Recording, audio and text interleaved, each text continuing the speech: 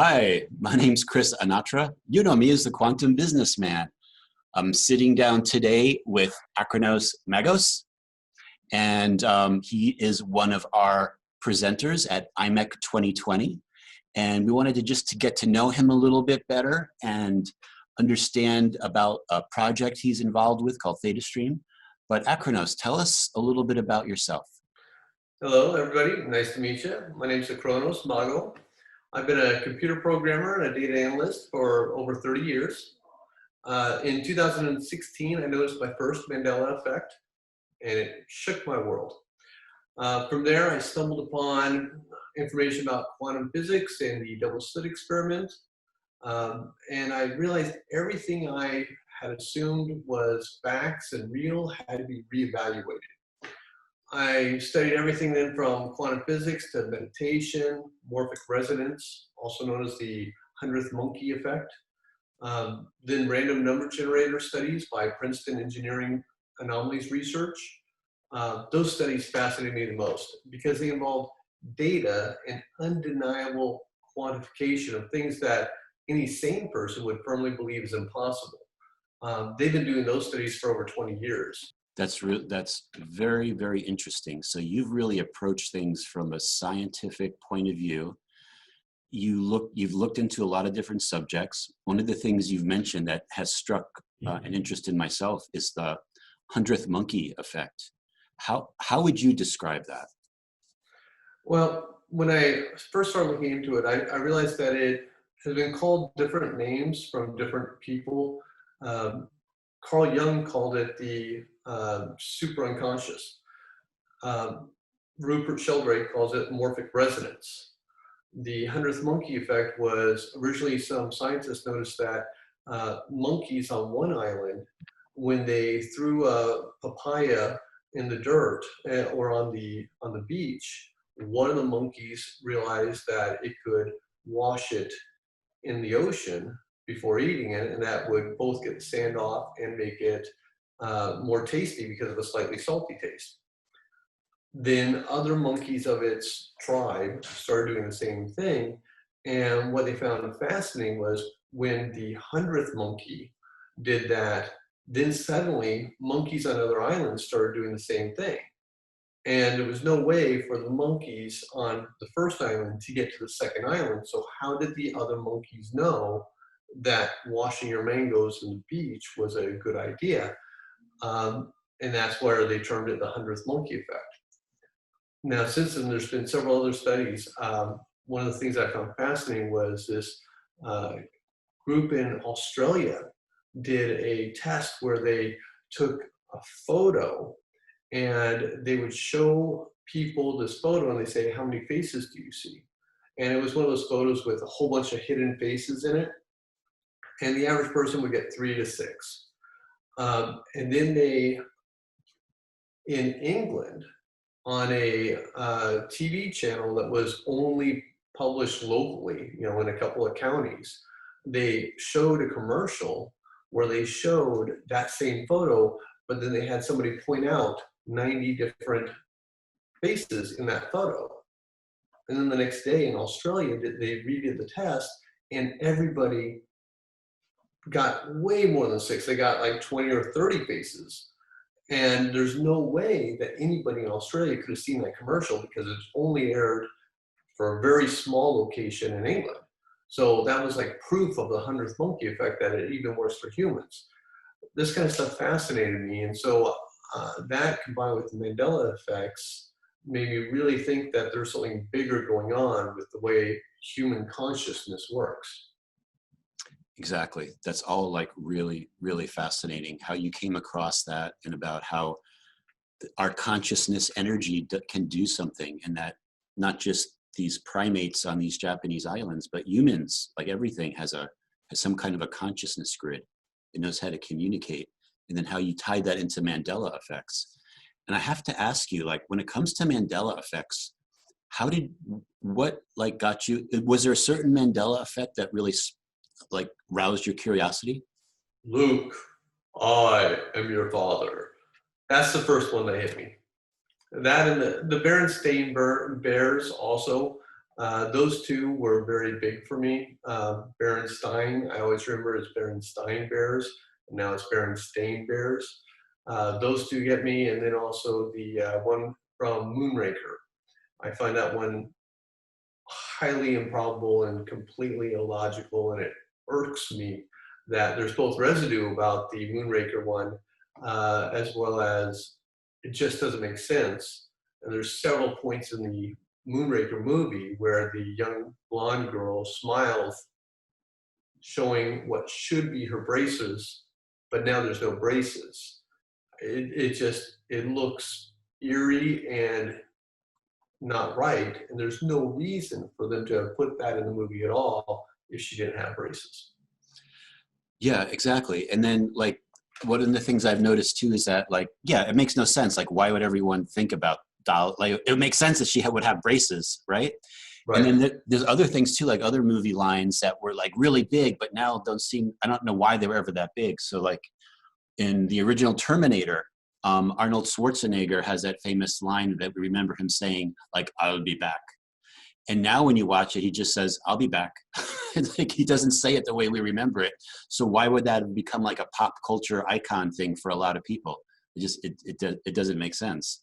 Or remembering Tom Cruise, right? Dancing with his sunglasses Sunglasses and a white shirt. and a white shirt. Exactly. Yeah. And now it's a pink shirt and no sunglasses. And there's so many parodies of of that scene from Risky Business where he's sliding across the floor, and in all the parodies, they're wearing shades. Exactly. Were there any other, because Mandela effects are like what everywhere, like in art, geography, human anatomy. Were there any other type of Mandela effects that also kind of caught your attention? Yes, spelling. Programming. I've been a programmer for my entire life, and about a year and a half ago, I noticed that the word programming and programmer now has alternate spellings with only a single M. I find that unacceptable. It's been my profession, and now you can be a programmer or doing programming instead of a programmer doing programming. And when that spelling changed, I don't know. I don't know why, but it doesn't make any sense. And I remember for a brief time, it was only spelt with one M in programming and one M in programmer. But then 3 or 4 months later, now it shows as both, either or. And I remember I used to be a amazing, innately good speller, and it never was that way before in the past. Yeah, that I'm a programmer as well, and I totally agree with you. And just it made me think too, like people's like names have changed. Like Georgia O'Keeffe, the famous artist. I don't even know how to spell. It's Keeffee. It just looks totally wrong from what you remember. So yeah, the spelling things are really throw you. Yeah. And And as you said, the names like Sally Fields. oh yeah, okay. Sally Fields versus Sally Field. That's another big one. But yeah, how names have changed is a whole nother level of how crazy this can be. When you can't even say, well, a person's last name is the same, then what does that mean about timelines shifting and parallel realities, or is it all just a consciousness shift? Yeah, so based that's a good point. So based upon the research that you've been doing so far, what do you think is happening? That is so difficult to say. And you know what? Frankly, I've decided not to dwell a lot on what or what's happening or how it started. I'm trying to focus my energies on quantifying what can we do right now with our own minds. Um, Maybe it's enough people thought about something and that consciously changed it. It could be the Hadron Collider people. There's too many options, too many unknowns. I don't want to hypothesize on that. I'd rather just say, okay, what can we do now with what we have? Right. Yeah, that makes sense because there's a lot of different people have different theories, and I wasn't trying to hold you to anything, but just it becomes curious because, you know, we can all change our mind and we can continue to evolve. And as new information comes in, we kind of add that to our portfolio of understanding. But yeah, to me, it's like, it's enough that it at least like shocks you. Yeah. It's like makes you think and at least question things. Here's something that I find interesting: the placebo effect. Mm. We're all very familiar with the placebo effect. It was originally thought, well, they say that they discovered it during one of the wars when they ran out of anesthetic, and the nurse said, well, I'm going to give this soldier a placebo and tell him that he has less pain. And then it seemed to work, so they started doing that because they didn't have enough medicine. So that's one of the histories of the placebo effect. And now I have to say 1-0 because who knows what the history is going to change with the Mandela effect. It could change tomorrow. But one of the things that I find really fascinating is about 25 years ago, the effectiveness of placebos have changed. They have increased. In 1996, pain medication, when it was developed, they would go through clinical trials, and they found that pain medication was generally 27% more effective than the placebo. Because they would split off the clinical trial and say, this group gets the sugar pill or the placebo, which, you know, is just an inert subject in the shape of a pill, and this group gets the real medicine. Well, the real medicine group was about 27% more effective than the placebo, which, I mean, even that, you got to say, wow, real medicine is not 100% more effective than a placebo. Even that's a little bit weird, but okay, so it's 27% more effective. Well, in 2013, they did a study to see how effective the placebos were on clinical study trials for similar pain medication. And now real pain medication is only 9% more effective than a placebo. Wow. So, and over the last decade, I'm looking at my notes here, more than 90% of painkillers developed in the United States have failed to show any significant improvement over placebos during the final stages of clinical trials. Now, a lot of people can take different things out of this, but to me, what this means is over the last 23 years, well, either our sugar pills are magically becoming very effective at curing ailments, which I don't believe, or our minds are becoming more powerful at curing ailments and stopping pain and whatever they're being used for in placebo studies. And in the last, since 2013, it was more effective. And then in the last 7 years, it's become way more effective. So I think that the human mind is becoming much more effective at healing the body, changing reality, and the placebos in the clinical trials are showing a massive improvement over the last 7 years. So what else is the human mind capable of since it's doing such an amazing thing in the medicine industry? Yeah, that's amazing information that you just brought forward. I'll I send don't, you the link that you can post if you like. yeah, I don't think the pharmaceutical companies are going to like that too much. They're Especially, not. They're no, having a real hard time. but yeah, humans, we're pretty amazing. And if we could really tap into that human consciousness grid, 100 monkey effects, we could do a lot. I know we can do a lot. And that leads me, I want to talk about something that you're pioneering, and that's your ThetaStream project.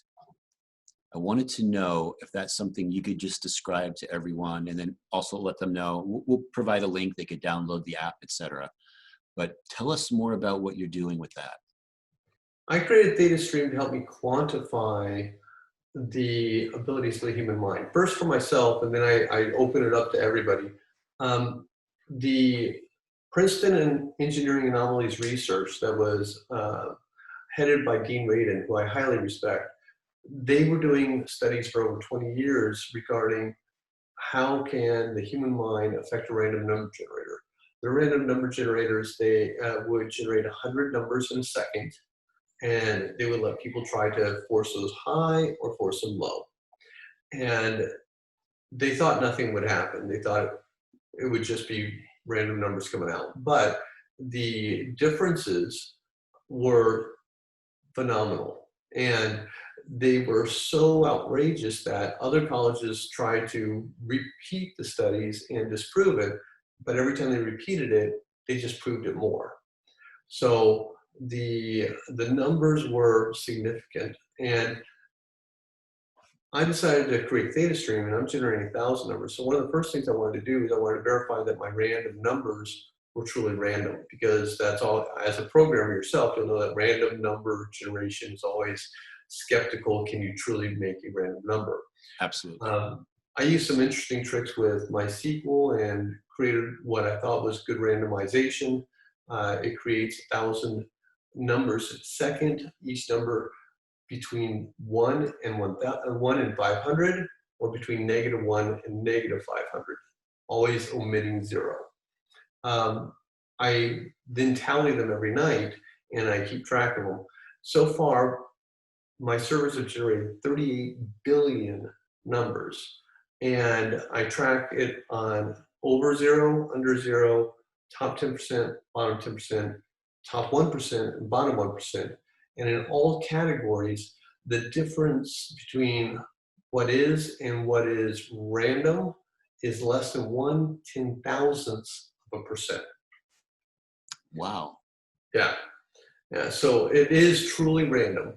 That was the first thing I was concerned about, is can I make sure that this is generating random numbers? Gotcha. And then I open up different challenges that a person can do to see if they can, during a 60-second time span, can they affect it by concentrating high and make the numbers be over 1, 1 to 500. And then I score it based on how high and how big of a difference is. I've been very surprised and pleased to see the results. The results are very interesting and outside of what you would expect to be normal if it was truly random. Yeah, so that work that you're doing is like really important, and it's gonna, I think, shed a light on a lot of different things, just to show how powerful we are in this quantum world that we live in. So at the IMEC 2020, we plan on doing an experiment, I believe, at the beginning and then at the end again. I'm going to actually start a contest for the IMEC event with $500 in prizes, so that people can try, and they can enter it as many times as they want and just see if they can beat the average. And then whoever gets the highest score by beating the average the most times will get the cash prizes at the end of the event.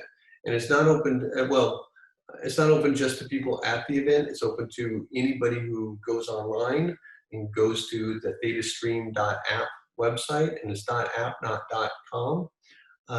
They go to thetastream.app and they can register for free, never charge any money, and do the challenges. In fact, if they want, they can start now and practice.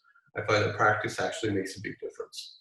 So that'll be really good. Well, we're going to make sure that everyone knows about that, and so beforehand they could have their ThetaStream app, and it'll be interesting to see like what happens at the end of all that. Yeah. Now, I got to tell you something that happened a couple of days ago, which has happened to me so many times in the past, and I find it is fascinating, the power of the mind. And that's not just the conscious mind, but the subconscious mind. The subconscious mind is actually much more powerful than the conscious mind. A lot of what I think we need to do is learn how to tap into and control or persuade our subconscious mind, Yes. and make our subconscious mind accept new possibilities. I think that's so critical. So 2 days ago, I was doing one of the challenges on ThetaStream called the intuition test. And the intuition test has 4 different levels of difficulty. The first level is you have 2 balls, and you try to guess which number or which ball the random generator chose as the correct ball. And if you guess right, then it tells you correct and it flashes. If you guess wrong, then it is red and it shows you which ball was correct. The more difficult one is there's 3 balls, and there's 4 balls, and there's 6 balls. So you can choose what difficulty you want. I usually go with the 2 balls just because it's a nice simple test. And 2 days ago, I thought, well, I'm going to do this, and I'm feeling very zen. And I guessed right, first 4 balls. Wow. I'm at 100%, 4 out of 4. And I'm looking at it, I'm like, this is great. And my subconscious, part of my conscious mind, and I know it went straight to my subconscious thought, if I get the 5th ball, 5 out of 5, that's freakish. That's almost not acceptable. That's almost a psychic break. I mean, 5 out of 5 is just not, I don't know how, if I'd be thrilled or if I'd be scared. And I know this is going through my subconscious mind. My conscious mind is like, yes, you're doing great, keep going. But my subconscious mind is like, whoa, if you get 5 out of 5, you're gonna like really have to wonder what's going on. Right. And then sure enough, I picked carefully using the same method that I did for the first 4, and I got it wrong, which is what in a deep emotional state I wanted. I wanted to fail on the 5th one because getting 5 out of 5 would have been too much. So then I quit, getting 4 out of 5, 80%, when the average should have been 50%, and I'm okay with that. So I think that a lot of the testing of these things, you also have to take into, how powerful is your mind? Does your mind feel that you will be comfortable getting 6 out of 10 right? Or does your mind feel you'll be comfortable getting 8 out of 10 right? And when I look at some of the other scores, I see, well, Princeton noticed this also. The first time somebody does a challenge, a random number generator challenge, where they're trying to force the numbers high, they usually do better than their second or third or fourth time. And that's mostly because they don't know how good they can do. They don't know how successful they can be. But after they've done it 2 or 3 times, then they usually get worse because now they're starting to second guess themselves and say, I better not do good all the time or I'm going to be pulled in by the government as a freak. And people start getting, these doubts and these fears, these concerns, so I don't share your information with the government. Nobody will ever see who's got what scores. Well, actually, it does show who has what scores, but you can opt out to not have your scores shown on the public board if you like. Okay. And it's really interesting for the people who don't opt out. You can see, wow, this person got like 60% on or 50% on the ones where there's 3 balls. So he should be at 33%, he's at 50%. How the heck does he do that when he gets 20 times? I mean, that's significant. That is, and as you're talking to me, in my mind, I'm thinking to myself, it's almost like you are, in a way, I'm just like saying this off the cuff, like you're almost manipulating, in my mind, timelines. Like you're almost like navigating yourself to the timeline where you got the right, where you corrected, you chose the correct response. And if that could be true, or there could be some element to that, it could also help train you to like go into a timeline where you can create the reality that you want. Because one of the things that I've been finding is that there's the concept of we are creating it all. And, we're doing our part in this experience to create the reality that we want. And it's almost like what you've created is a way to train yourself to navigate timelines. That's one of my big goals, Okay. and they say that Good. intuition is trainable. They say that you can train your intuition. In fact, I was watching somebody who said that they were in the government and the government was training them on remote viewing, and they had a very similar equipment set up where they were told to pick 1 of 4 objects. And the more they practiced, the better they got at picking the correct 1 of 4. So that's why I created this new intuition training, because they said intuition is trainable.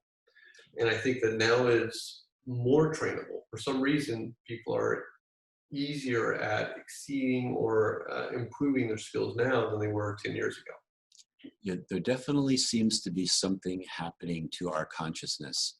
Others, I've heard other people call it, and I use the term too, the Great Awakening.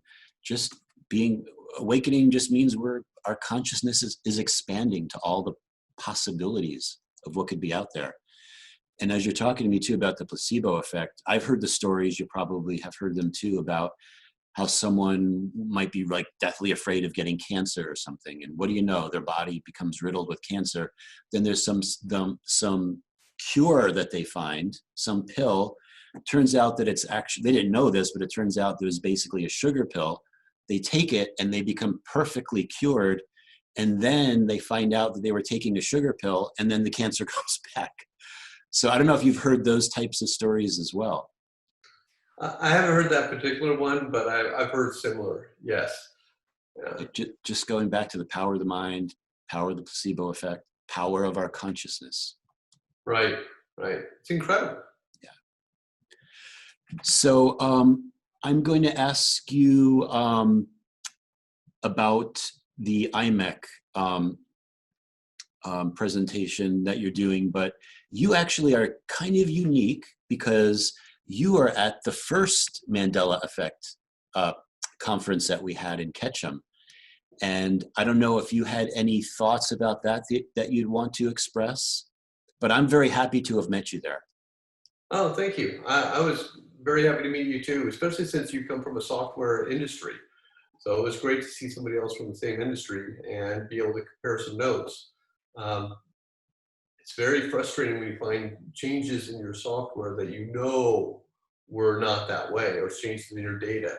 That is extremely frustrating. I really enjoyed the Idaho experience. I was fascinated to see how many other people were Mandela affected and hear some of their stories. Like Shane's story from Unbiased and on the Fence about the map work that he did for that special project and competition, and how the map changed in ways that should not be possible, especially with the residue that he had of his original template. That was just mind-blowing to me. Yeah, that was really, really good. The geography things really get to you. And then how he was able to do it, and he actually had it stored on a computer that wasn't attached to the internet. And all of a sudden the border, there were more islands that, he would have gotten every island on that love map he was creating, where he was putting the word love in different languages into different land masses, etc. And just to see the changes from that. And I have a globe on my desk. And I just look at it every day to see if I can spot something new from what my memory is. And there's a lot of interesting things that are happening. Like the island of Madagascar off of South Africa is huge compared to what I remember it. And Italy keeps changing. It keeps getting closer and closer to Albania, and all kinds of these little things that show that there's big stuff going on. It's not just the little stuff, but geography as well, which should get a lot of people's attention. Agreed. Like Panama, I remember in 2003 looking at a map because I was planning on where to travel to next, Belize or Panama or Ireland. And at the moment I was in Louisiana, and Panama was directly south. The Panama Canal was directly south of New Orleans. It's not anymore. It's not even close. It's now way further to the east. And so when I noticed that recently, it's like, there's no way that could have shifted. That is definitely a Mandela effect. Yeah, I had the same type of thing happen in 2005. I did this big trip to Brazil, and I was primarily in Rio de Janeiro. And one of the things that I always remember was that we were in the same time zone. So I'm in the Eastern time zone, and Rio de Janeiro was in the same time zone. Now, depending on daylight savings, it's 2 hours ahead. And that like blew my mind, because when I was going down there, I had all this programming work and I had to make sure like the schedule, everything was in sync. And I was always like, well, thank goodness we're in the same time zone. And now it's moved all the way out towards Africa, not even the same time zone. That's amazing. Yeah, and that's such a great concrete way to determine where it was. Yeah, and even for me, there's a Mandela effect of, it used to be the basic time zone was always referred to as Greenwich Mean Time. And now it's the universal UTC is what it's called, but I never heard that term before, UTC. I would always remember it as Greenwich Mean Time. And now Greenwich Mean Time is hardly ever used. So all kinds of little things where we might say like, just maybe my memory, but when you research that's interesting. Yeah, I remember the Greenwich Mean Time also. yeah. Yeah. Yeah, there is still such a thing, but it's not, it's everything has always been or referred to as UTC instead. So Wow. the more you look into it, it's like everything, you start finding things everywhere. So I wanted to say in conclusion, is there anything else you'd like to share with us